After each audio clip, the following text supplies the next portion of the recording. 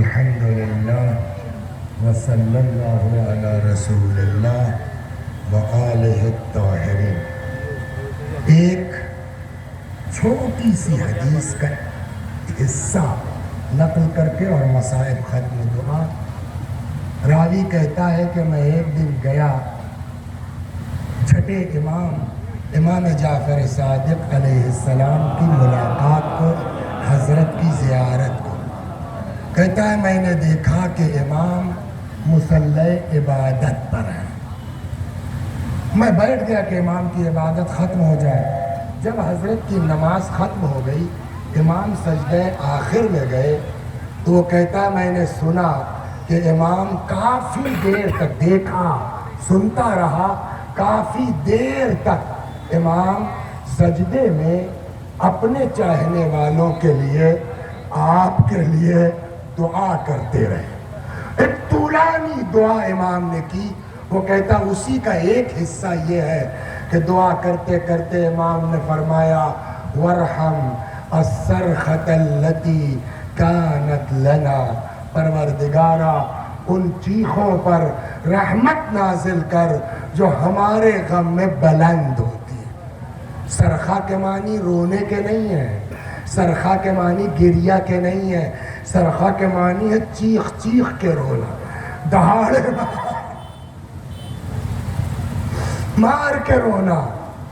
قافلہ تیار ہو گیا، آگے آگے عماریاں ہیں، پیچھے پیچھے شام کی عورتیں رخصت کرنے جا رہی ہیں کہ اچانک وہ وقت آیا کہ قافلہ آگے بڑھ جائے، یہ شام کی عورتیں واپس ہو جائیں کہ جناب زینب نے محمل کا پردہ ہٹایا، سواری روکی اور ایک نگاہ ڈالی ان عورتوں پر۔ جانتے ہیں کیا کہا؟ سمجھے آپ؟ ایک نگاہ ڈالی عورتوں پر، فرماتی ہے شام کی بیویوں ہم جا رہے ہیں، ایک زمانے تک ہم تمہارے بیچ رہے، اب جا رہے ہیں، تم سے کچھ نہیں مانگتے، کوئی خواہش نہیں ہے۔ سمجھ گئے کچھ لوگ مجلسوں میں بڑے ہوئے ہیں نا کہ حضرت جناب زینب کیا کہنے جا رہے ہیں۔ اس قافلے میں ایک بی بی ایسی تھی کہ جو سب سے زیادہ وطن کو یاد کرتی تھی۔ آج قافلہ جا رہا ہے، سب جا رہے ہیں، وہی یتیمہ نہیں جائے۔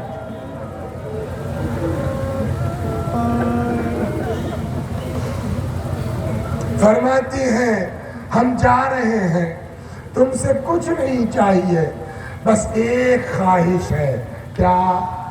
جب ہم آئے تھے ہمارے ساتھ ایک 4 برس کی بچی تھی جس کو بلبل حسین کہتے تھے، سب جا رہے ہیں، یتیمہ کو قید خانے میں چھوڑے جا، تم سے بس اتنی خواہش ہے ہماری بچی کو اکیلا مت چھوڑ، ہماری بچی کو تنہا نہ چھوڑ دینا۔ کبھی کبھی آ کے اس کی قبر پہ شمع روشن۔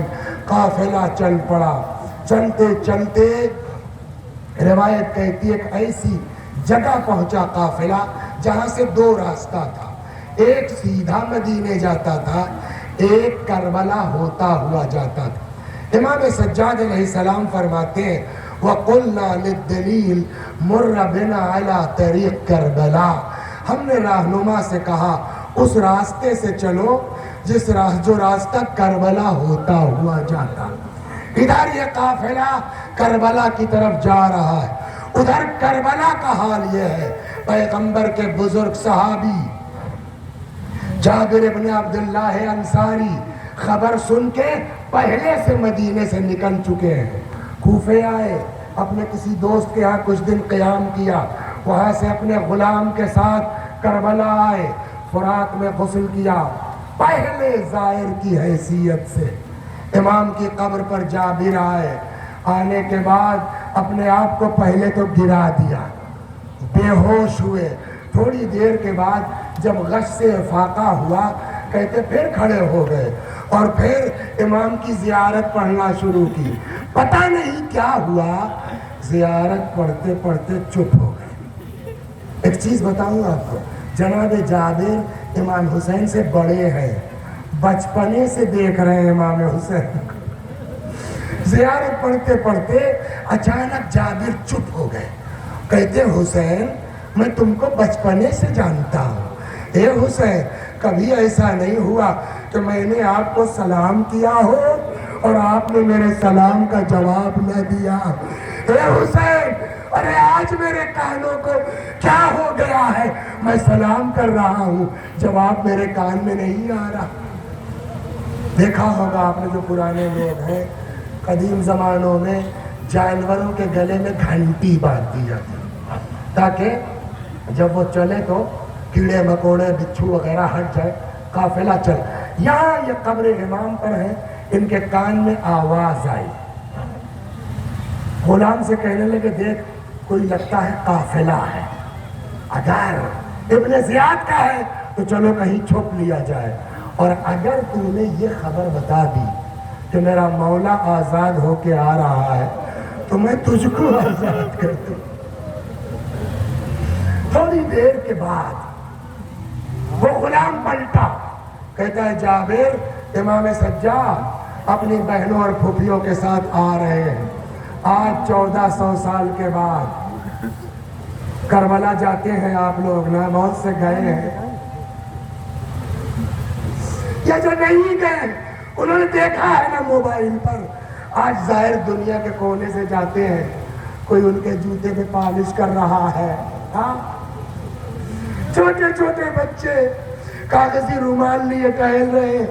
آج 1000 سال کے بعد آپ جاتے ہیں، آپ کا اس طرح استقبال ہوتا ہے، ارے سگی بہن آ رہی ہے، کوئی ہے استقبال کرنے والا، بیٹا آ رہا ہے، کوئی ہے استقبال کرنے والا۔ روایت کہتی ہے جابر نے کہا اپنے غلام سے لے چل، مجھ کو راستے پہ کھڑا کر دے، کم از کم میں ہی اپنے آقا کا استقبال کر لوں گا۔ جابر آ کے کھڑے، اللہ نہ کرے پردیس میں کسی پر کوئی آفت آ جائے، کوئی مصیبت آ جائے، آدمی بمبئی میں ہوتا ہے، کلکتے میں ہوتا ہے، سعودیہ دبئی میں ہوتا ہے، کوئی خبر ملتی ہے، آفت آتی ہے، مصیبت پڑتی ہے، لیکن لاکھ زمانہ گزر جائے، جب وہ دبئی سعودیہ سے اپنے گاؤں کی طرف آتا ہے اور اپنے گاؤں کے لوگ اس کو ملتے ہیں تو فوراً غم تازہ ہوتا ہے کہ نہیں ہوتا۔ روایت کہتی ہے جیسے ہی امام سجاد نے ایک زمانے کے بعد نانا کے صحابی کو دیکھا، ایک زمانے کے بعد مدینے کے آدمی کو دیکھا، سارا منظر 7-8 منٹ رک جائیے، امام کی نظروں کے سامنے آ گیا۔ جانتے ہیں امام نے جابر کا ہاتھ پکڑا، آمادہ ہے آپ سننے کے لیے مولا کو کیا کیا یاد آ رہا ہے؟ جابر کا ہاتھ پکڑا، فرمایا جابر چلو میں بتاتا ہوں کہاں کیا ہوا ہے، ایک ایک جگہ لے کے آئے۔ اب سنیے امام کے جملے، جابر ہاں ہونا قتلت رجال ہونا، یہاں ہمارے مردوں کو قتل کیا گیا،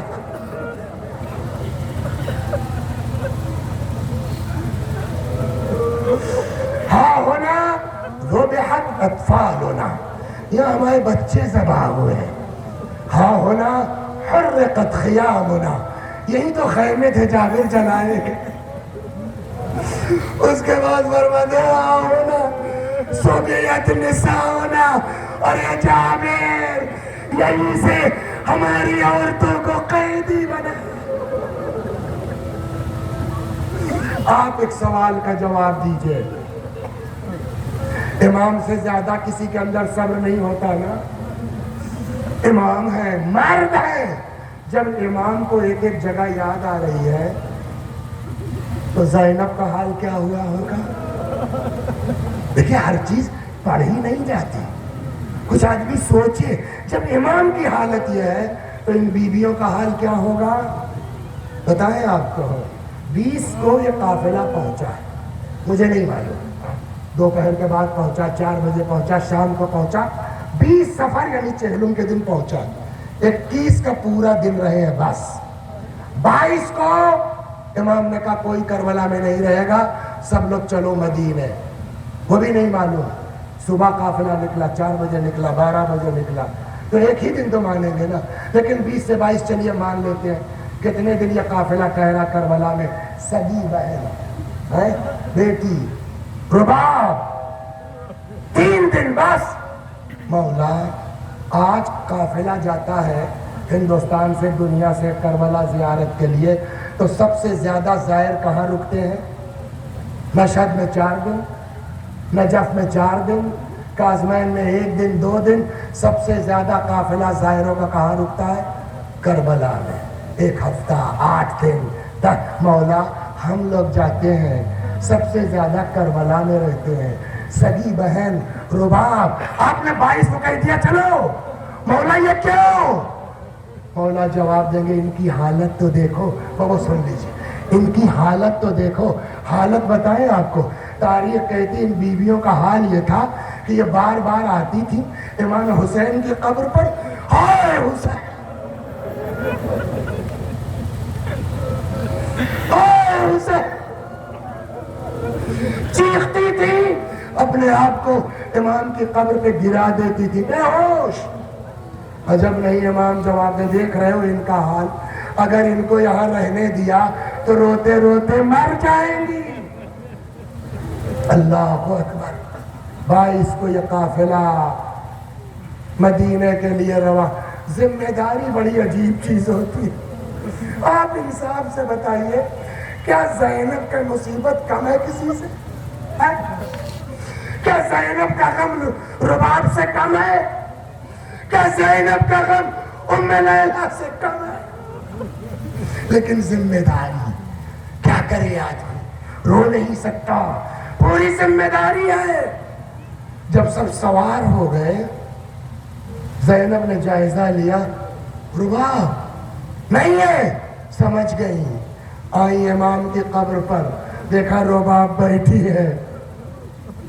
رباب بی بی، مدینے جا رہا ہے قافلہ، چلو آپ لوگ جائیے۔ کیوں؟ ایک بات کہوں، برا تو نہیں مانیے گا؟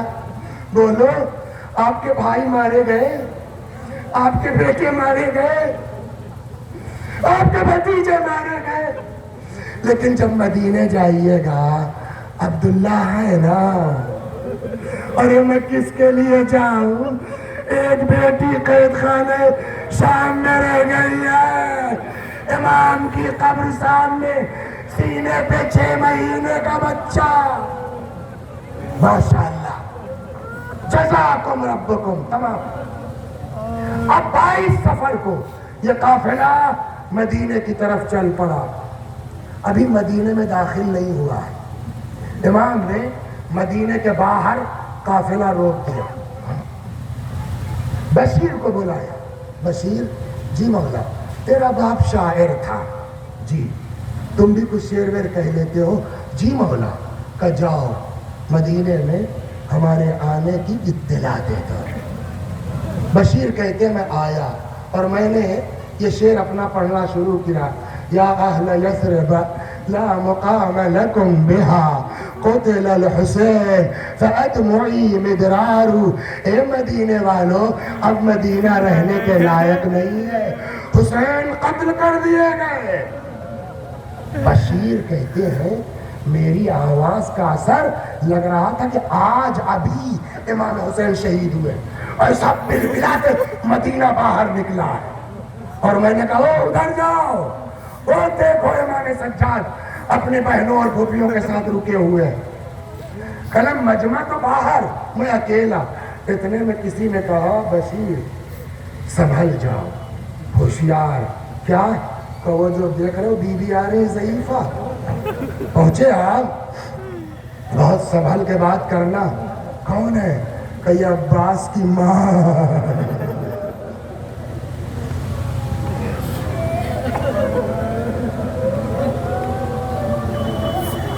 آئی بشیر جی، کیا کہہ رہے ہو تم؟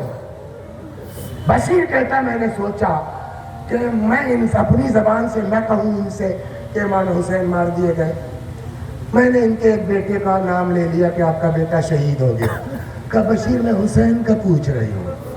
میں نے دوسرے بیٹے کا نام لیا. کہا بشیر میں حسین کا پوچھ رہا ہوں. میں نے تیسرے بیٹے کا نام بشیر حسین.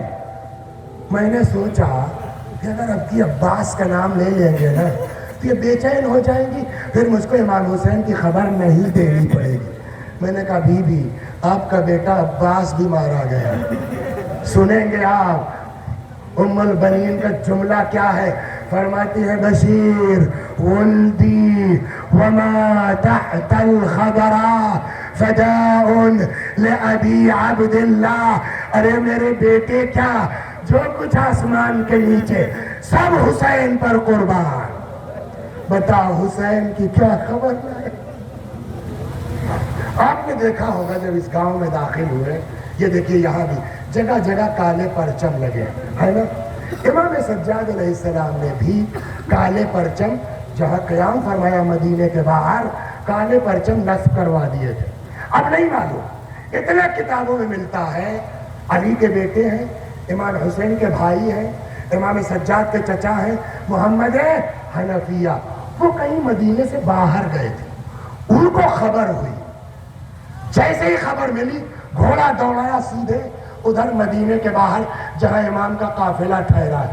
سنیں گے آپ ابھی امام کو نہیں دیکھا, ابھی امام سجاد سے خالی کالا پرچم دیکھا, بس میرے بھائیوں ختم ہو گئے. روایت کہتی ہے محمد حنفیہ کی حالت غیر ہونے لگی, گھوڑا دوڑتا رہا اور ایک وقت وہ آیا غشی کے عالم میں, گھوڑے سے گر پڑے, کچھ ہوش نہیں ہے. کسی نے جا کے امام سجاد سے کہا مولا اپنے چچا کی خبر لیجئے. امام سجاد آئے, محمد حنفیہ کا سر اپنے زانووں پہ رکھا, تھوڑی دیر میں جو ہوش آیا آنکھ کھولی, ایک جملہ کہا یا ابن اخی این اخی این خلیفۃ ابی. اے میرے بھائیا کی نشانی, میرے بھائی کا, میرے باپ کا جانشین کا. فرماتے چچا ہم یتیم ہو کے آئے ہیں, سب کو کربلا میں دفن